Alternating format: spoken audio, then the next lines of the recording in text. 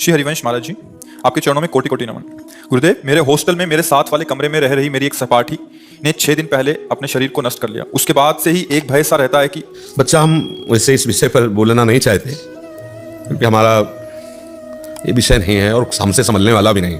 कलिकाल का ऐसा विकराल रूप, पर हम चाहते जरूर हैं कि हमारी बात अगर कानों तक पहुंच जाए और मान ले तो बच जाए। हमारे बच्चे अब बिगड़ने के मार्ग में खड़े हो चुके हैं क्योंकि ना तो शास्त्र मानते हैं और ना अपने बुजुर्गों की बात मानते, माता पिता बाबा दादा, अच्छा, और ना उनके संतों पर श्रद्धा है क्योंकि बचपन से ऐसे सीरियल देख रहे हैं। अब आजकल सीरियल में किसी भी नौटंकी नाटक में, फिल्म में जो संत दिखाया जाता है वो ऐसा दिखाया जाता है कि ऐसा कोई पापी नहीं होगा जैसे वो पाप करते हैं, बेविचार, वो ड्रग्स वो बेचते हैं, छल कपट सब ऐसा दिखाया जाता है। ऐसा होता भी होगा क्योंकि दोनों पक्ष हैं। अगर असली नोट है तो नकली नोट भी है, अगर नकली है तो उसका असली भी तो होगा, क्योंकि अगर असली कॉपी नहीं हुई तो नकली कॉपी कैसे हो गई। तो जब तक संतों की बात, शास्त्र की बात और पूज्यजनों की बात नए बच्चे नहीं मानेंगे तो उनको ये ज्ञान नहीं कि मेरा हित किसमें है। अच्छा, मन जो है ये बेईमान बहुत जन्मों से बेईमानी करता आ रहा है। अब नए नए बच्चे हैं, उनके सहपाठी जो हैं, चाहे वो बच्ची सहपाठी हो चाहे बालक सहपाठी हो, उनको ऐसा संग मिला है, मोबाइल का रंग और भारी कुसंग। अच्छा, उस समय तो राजी हो गए और तब तो है नहीं, सुख है नहीं इस विषय में। फिर जब देखा कि हम जिसके लिए राजी हुए थे वही हमारा नहीं हुआ, अब क्या करें। अब उसको भय लगा कि अगर ये बात माता पिता जान जाएंगे तो क्या होगा। अब सामने वाला उसको ब्लैकमेल कर रहा है कि हम वीडियो भेज देंगे, उसको लगता है मर जाओ तो अच्छा है। नहीं, हम क्या जवाब माता पिता को देंगे, क्या लोक में देंगे। और ऐसे बहुत से बच्चे अपनी जान को नष्ट कर देते हैं।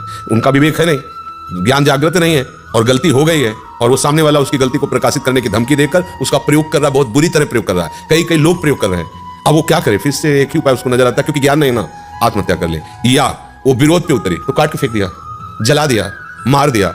आप कैसे समझाएं बच्चों को कि आप अपने माता पिता के अनुशासन में रहिए, तो कहेंगे कि स्वतंत्रता छीनी जाती है। भला कोई भी माता पिता अपने बच्चों को, वो बहुत ही दुष्ट होगा तो बात अलग, नहीं, अपने बच्चों का शोषण नहीं करेगा, वो यही सोचेगा मेरा बच्चा सुखी रहे ना। अब हम कैसे समझाएं, आज का समय ऐसा चल गया कि हमारी बात नहीं मानी जाएगी। ये हम कहते हैं दोस्त बनाना पाप नहीं है, दोस्त बनाओ। लड़की लड़की को भी दोस्त बना सकती है, लड़के लड़की को भी दोस्त बना सकते हैं। अपने लोग पढ़े हैं, स्कूल में पढ़े हैं, बच्चे बच्चियां सब साथ खेल रहे, कबड्डी खेल, पर दुर्व्यवहार गलत, वासना तो गलत है ना भाई। मित्रता कर लो, लेकिन मित्रता का परिणाम ये थोड़ी कि आप अपने धर्म को भूल जाओ, अपने कर्तव्य को भूल जाओ। आपका शरीर माता पिता के अनुशासन में है, आप उसको भी भूल जाओ, मनमानी स्वेच्छाचार करो, तो अब आपको पता नहीं कि सामने वाला कितना कपट रखकर आपको फंसा रहा है। ये और बढ़ेगा जब तक आप हमारी बात को समझेंगे नहीं, शास्त्र की बात को नहीं समझेंगे, अपने बुजुर्ग माता पिता की बात नहीं समझेंगे। इनसे गलत नहीं होगा। बच्चों को जब माता पिता डांटते हैं तो उनको लगता है हमारे दुश्मन है, नहीं, यही बात है, यही गलती है। अब माता पिता भी क्या करें, तुम्हारे सुख के लिए तुम्हें पैसा दे दिया, तुम्हें अच्छी जगह पढ़ा लिखा रहे, लेकिन आप अपने कर्तव्य बिगाड़ लो। छोटे छोटे बच्चे हैं, मदिरा पीते हैं, शराब पीते हैं, छोटे छोटे बच्चे हैं, गंदे आचरण करते हैं। कैसे, मतलब कैसा जीवन होगा, मरा हुआ जीवन, किस तरह का जीवन रहेगा। अब ये बातें अभी कहें तो कहेंगे तो पुराने जमाने के बाबा जी है ना, आज के नए समय को ये लोग क्या जाने, यही पुरानी वो पीटते रहते हैं कि माता पिता की मानो, धर्म मानो, ये मानो। वो तो ऐसे विरोध करेंगे ला बच्चे ला, वो सब, पर धर्मो रक्षति रक्षिता, यदि आप धर्म की रक्षा करोगे तो धर्म आपकी रक्षा कर लेगा। तो छोटे छोटे बच्चे अपनी जान दे रहे हैं। बहुत, मतलब ये कुछ खुल जाता है, कुछ नहीं खुलता, बहुत ऐसा होता है। और ये तब तक नहीं सुधरेगा जब तक हम स्वयं नहीं सुधरेंगे। हमें चाहिए कि शास्त्र स्वाध्याय करना चाहिए, संतों की बातें पढ़े, जैसे भाई जी हनुमान प्रसाद पोद्दार आदि, पूज्य राधा बाबा, बड़े बड़े महापुरुष हैं, छोटी छोटी पत्रिकाएं हैं उनकी, छोटी छोटी पुस्तिकाएं हैं, उनका स्वाध्याय करो, कल्याण मंगा लो, उसको पढ़ो, तुम्हें पता तो चलेगा कि तुम्हारा कर्तव्य क्या है। हम कहें भगवत प्राप्ति, भजन करना छोड़ो, कम से कम जीना तो सीख लो, कैसे जीना है। अब जो छोटे छोटे बच्चे हस्तमैथुन करने लगे, तो अभी मतलब वो अवस्था जिसमें चड्डी और बनियान पहने गांव में खेलते थे, 12, 13, 14 वर्ष तक पता नहीं होता था कि पुरुष क्या है स्त्री क्या है। गांव में कबड्डी खेल रहे, खेल खेल रहे, अब ऐसे कोई मतलब निर्विकार है, मुंह तो देखा ना। अब अभी बच्चा है, वो 13 पे पहुंचा है और ऐसे आचरण कर रहा है, आंखें धस रही हैं, खड़े होने में चक्कर आ रहा है और लघु शंका में वीर शक्ति जा रही। अब बताओ कैसे सुधार होगा। अभी क्या बनेंगे, गृहस्थ बनेंगे, विरक्त बनेंगे, क्या बने, कुछ नहीं, केवल जीवन का नाश कर दिया। अब चाहे जितना खाए पिए, नहीं बनने वाला शरीर, शरीर नहीं बनेगा तो उत्साह नहीं बनेगा, उत्साह नहीं होगा तो ना तो गृहस्थी लग रहेगा। अब कैसे बच्चों को समझाए। अगर उनको समझाने की चेष्टा करो तो उनके अंदर ये विरोध वृत्ति आती है कि तो बाबा लोग हैं, वो लिखी पड़ी बातें बोलते रहते हैं, आज के समय में थोड़ी है। तो आज का समय आपको कहां ले जा रहा है ये तो भी देख लो ना। अगर माता पिता के द्वारा सम्मानित होकर के भगवत आराधन, देवी देवताओं की पूजा, वेद मंत्रों का उच्चारण करते हुए ब्याह होता था तो लड़की आजीवन दुख सुख झेलकर अपने पति का पोषण, परिवार का पोषण, एक सदगृहस्थ होती थी। ऐसा देखो ना पुराने समय के, देखो घर परिवारों में ऐसा लड़ाई झगड़ा भी हुआ तो थोड़ा बड़ा कष्ट सहकर एक दूसरे का पोषण करते हुए फिर ऐसे पर। अब यहाँ आज तो आज जरा सा मन के वो पूछ लिया कि तुम कहाँ गई थी, इतने सब तक तो पेपर रखा है तलाक का, तलाक कर दीजिए।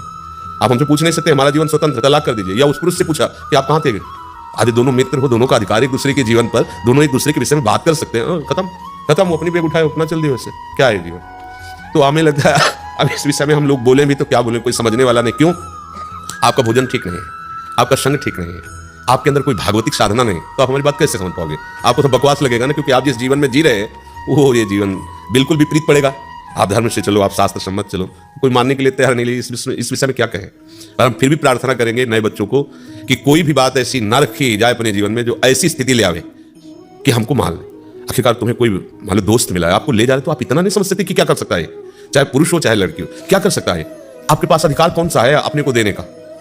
गुरुजन है, माता पिता, थोड़ा उनकी भी सलाह। हम कोई भी वस्तु जब ग्रहण करते हैं तो या तो हमें योग्यता हो और या फिर हम योग्य पुरुषों की सलाह ले, दोनों बातें होती हैं। राजा सर्वसमर्थ होता है पर मंत्री सलाहकार होते हैं। तो अपने बच्चे हैं, अपने गुरुजन बड़े जन हमारे सलाहकार। अगर हम कोई कदम रखें तो बुजुर्ग और माता पिता को चाहिए कि बच्चों के साथ मित्रवत व्यवहार करें, माता पिता की तरह व्यवहार न करें, दोस्त की तरह, कि वो अपनी हर बात आपसे शेयर कर सके, बता सके, बैठाल के करना चाहिए, चाहे बच्चा हो चाहे बच्ची हो। देखो तुम्हारे माता पिता तो हैं लेकिन तुम्हारे दोस्त भी हैं, ये तुमसे बड़ी से बड़ी गलती हो जाएगी तो भी हम तुम्हारा साथ देंगे, पर हमसे छुपाना मत। तुम जहां कहोगे जैसे कहोगे हम खड़े वहां, पर हर बात हमारे नॉलेज में होनी चाहिए। इतना अपने बच्चे को प्यार देना। देखो अगर प्यार नहीं दोगे, शासन केवल करोगे, तो फिर बच्चे आप में नहीं आएंगे।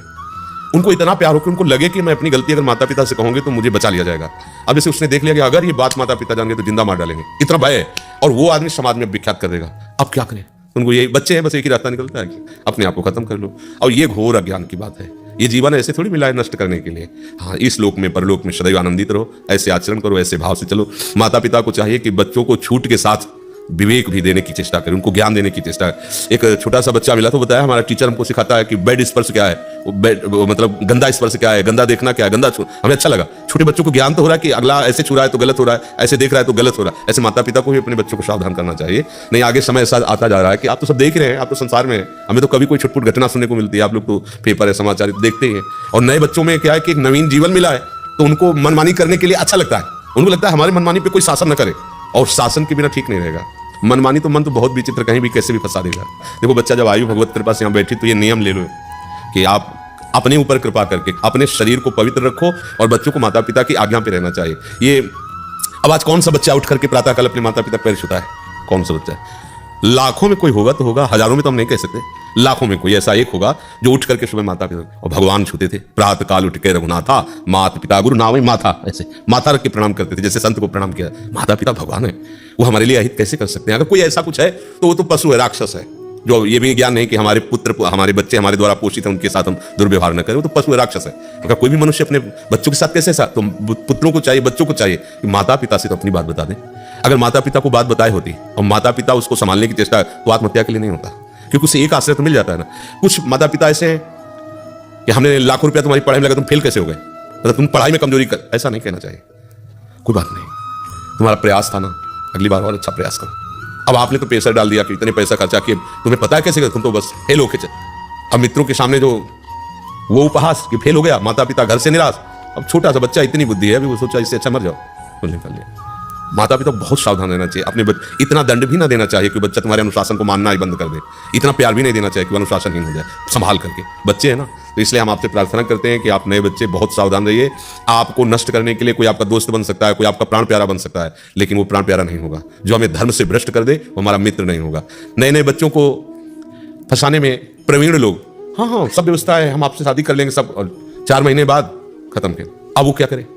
अब वो कुछ भी बोले, कुछ भी सोचे तो उसका फिर दूसरा रूप आ जाता है। बहुत धर्म से चलो, माता पिता के द्वारा ही जो विधान किया जाता है, मुझे लगता है शास्त्रीय विधान बहुत मंगलमय होता है, क्योंकि इसमें भगवान देवता सबका आशीर्वाद मिलता है। अब बहुतेक मार्गगामी वृत्ति से चलो तो बात अलग है। नहीं, हम तो देखा कि जैसे ब्याह होता था ना, गांव के पूरे देवी देवताओं की पूजा दूल्हा दुल्हन मिलकर करते थे, है ना। फिर वो अपना गृहस्थी धर्म में जाते, पहले पूरे गांव में जाके मोर और धारण की जो गांठ जोड़ी, सब कितना मंगलमय स्वरूप था। देवी ने देवता ने भगवान ने किसी से कोई मतलब नहीं, मनमानी आचरण, तो उसे सुधारना चाहिए।